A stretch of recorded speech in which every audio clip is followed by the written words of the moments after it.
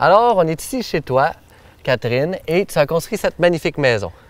Tout à fait. On est à Saint-Hippolyte, chez nous. Puis ce que je t'ai impressionné, c'est que tu es infirmière. Oui. Et que malgré ça, tu as genre un goût, un esthétisme, le design, c'est beau chez toi. Merci, c'est gentil.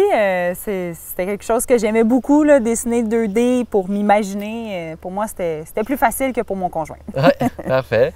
Puis là, ici, on est dans la visite. Si vous voulez voir l'entrevue complète qu'on a faite avec Catherine et son conjoint qui joue de la belle musique d'ailleurs, vous pouvez cliquer sur le lien en dessous pour aller voir l'entrevue où est-ce qu'on parle de genre le pourquoi, le comment, l'histoire de la construction. Mais là, on va faire la visite de comme l'état des lieux, puis parler des meubles, de la déco, puis de voir les pièces, puis l'aménagement, puis tout. Exact. Yeah! Fait qu'on y va! Alors là, première chose à noter, c'est solaire passif. Là, on a un bel arbre devant, là, ici. Là.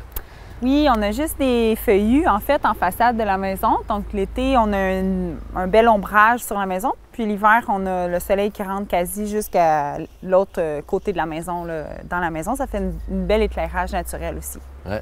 Puis tu disais aussi que tu avais vraiment visé sur la performance. Oui. Mais qu'on avait des projets évolutifs ici. Oui, en fait, c'est comme qu'on a discuté, en fait, une maison lead, mais c'est pas une maison qui est terminée à 100 %. En fait, un jour, on aura les panneaux solaires, soit sur le versant ou le monopente, on ne sait pas encore. Ce sera à déterminer rendu là, mais oui, ça fait partie de nos projets de devenir un petit peu plus résilient, là, un peu plus autonome. Yeah, puis aussi la serre qu'il avait parlé. Oui, tout à fait. En fait, la petite fenêtre qu'on voit ici en façade, c'est le mud room. Puis éventuellement, on voulait potentiellement construire une serre en façade avec l'installation d'une porte et tout ça, mais ça faisait partie des plans. D'ailleurs, la ville était déjà un peu au courant là, de ça. Parfait. Fait que là, on va voir le dedans? Oui, on y va. Yeah.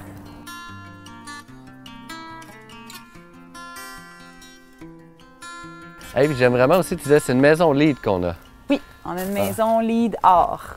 Wow! Alors, l'entrée est derrière la maison, contrairement à des maisons standards. Là, on vit plus dans la cour avant, parce que c'est le sud de l'autre côté.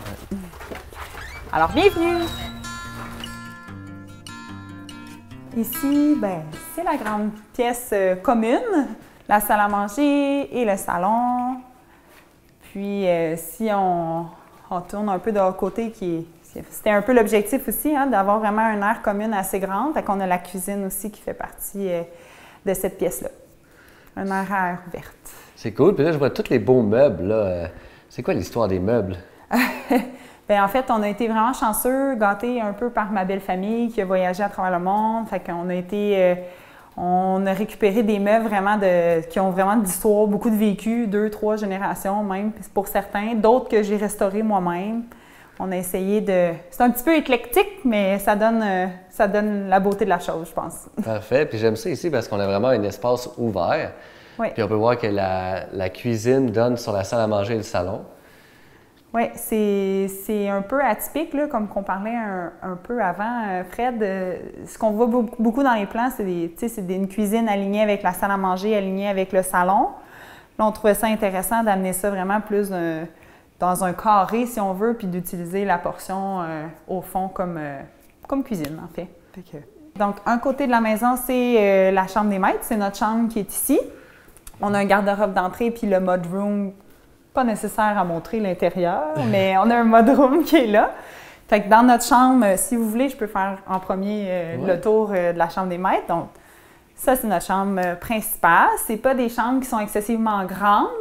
On a misé beaucoup plus, justement, sur l'aire de vie que sur une chambre. Là. Pour nous, c'est pas là où on s'installe pour lire un livre, c'est là qu'on s'installe pour dormir.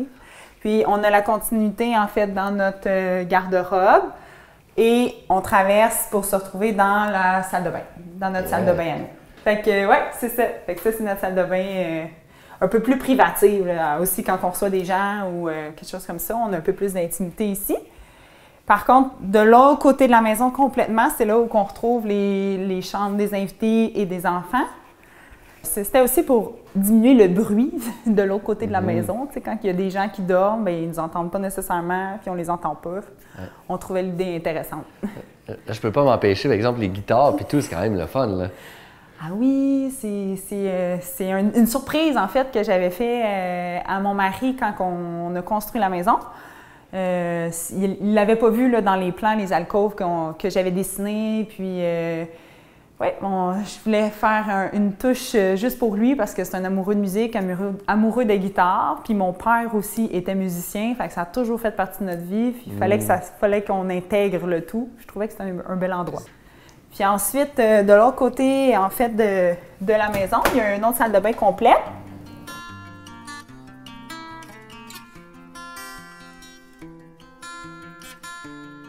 Ici, c'est la chambre de ma fille, éventuellement peut-être un deuxième, mais bon, pour le moment, c'est la petite chambre.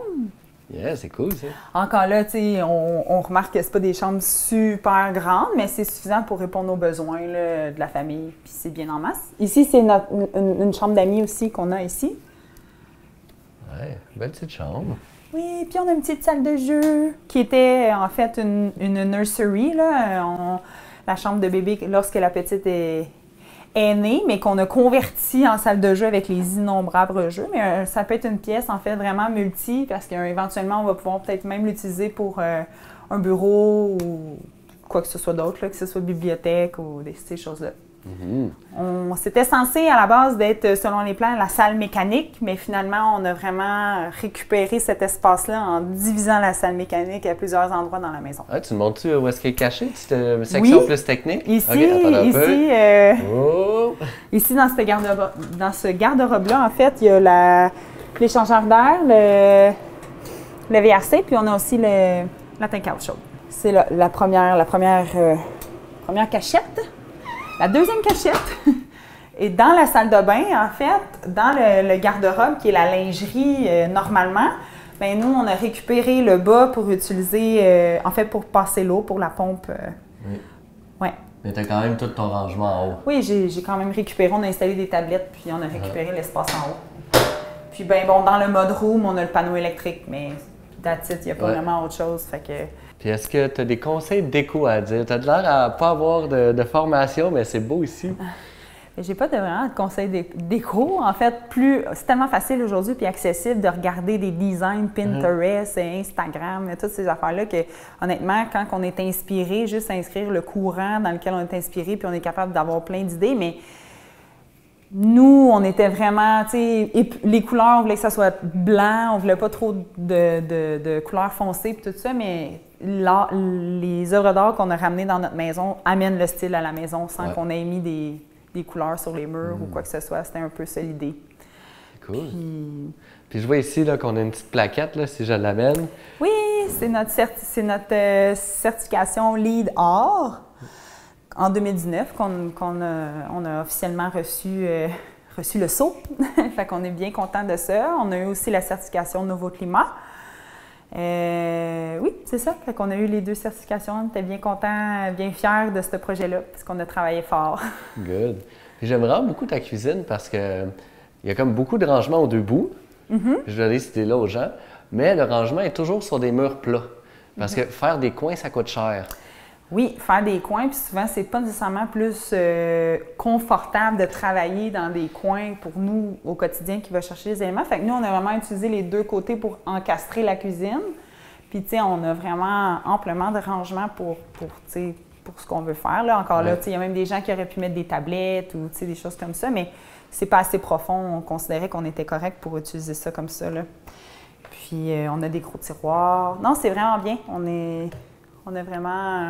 On a essayé de penser du mieux qu'on pouvait la cuisine. L'îlot, c'est vraiment un must. Dans la majorité des maisons, maintenant, c'est vraiment à la mode, là, mais c'est vraiment rassembleur. Dès qu'il y a des gens qui arrivent à la maison, tout le monde s'installe autour de l'îlot. Puis, ça, c'est un gros coup de cœur de la maison. Là. Ouais, le party, ça pogne toujours dans la cuisine. Oui, ça pogne toujours dans la cuisine. Puis là, c'est comme nous, on est tannés d'être debout. OK, on passe au salon. Ouais. Mais oui, c'est ça. Puis en plus, là où on a positionné le poêle, c'est... Mon mari, lui, aimerait ça peut-être éventuellement au gaz. Fait que c'est accessible par l'extérieur. Fait qu'on pourra faire des modifications si nécessaire, amener le gaz à la maison sans nécessairement avoir trop de problèmes de logistique. Puis oui, la maison est évolutive. Là, on a parlé de la serre à l'extérieur. Un jour, on aimerait ça avoir les panneaux solaires, mais on a aussi en tête d'installer éventuellement peut-être un foyer au bois là, dans le coin. En fait, c'était déjà pensé dans les plans pour qu'il y ait une sortie en fait directement au plafond. Tout ça pour atteindre un peu plus d'autonomie puis de résilience. Merci pour la visite. Ça fait plaisir. J'aimerais souligner une petite chose. On a une entrevue, comme j'ai dit au début de la visite. Si ça vous intéresse de savoir pourquoi, c'est quoi les points forts de l'entrevue que tu aimerais partager avec les gens? Les points forts de l'entrevue, je suis un peu gênée. Mais non, je pense que c'est bien que les gens aient un peu l'envers de la médaille, là, de voir, oui, c'est beau la construction, c'est beau la maison, le résultat final, mais il y a quand même tous des défis par rapport à ça. Mon point fort par rapport à l'entrevue, bien, ça me fait plaisir juste de partager mon expérience globale avec vous. Là. Yeah. Oui. Good. Si ça vous intéresse, l'entrevue est en dessous dans les liens. Puis aussi, si ça vous intéresse pendant que vous passez, mettez un petit pouce. Ça, sur YouTube, c'est comme l'algorithme pour le partager avec un inconnu ou partager la vidéo directement avec quelqu'un que vous connaissez. Vous pouvez aussi laisser des commentaires pour nous parler de votre expérience. Et si jamais ça vous intéresse, c'est une récipiendaire du certificat en design de bâtiments écologiques. De quelle édition? Cohorte 7. Cohorte 7. Oui, ça fait déjà un petit bout, mais oui, j'ai fait moi aussi partie de la gang Solutions ERA. Puis j'espère que je vais faire ma marque positivement sur la Terre. Ouais. Fait que si ça vous intéresse de passer à l'action avec brio comme Catherine et Scott. Scott, d'ailleurs, si vous voulez le rencontrer, est là dans l'entrevue. Bien, le lien est en dessous pour le certificat. Alors, c'est tout pour nous aujourd'hui. Puis j'espère que vous allez voir d'autres visites, aller être inspirés et passer à l'action avec brio pour la planète. Merci. Bien, merci Catherine.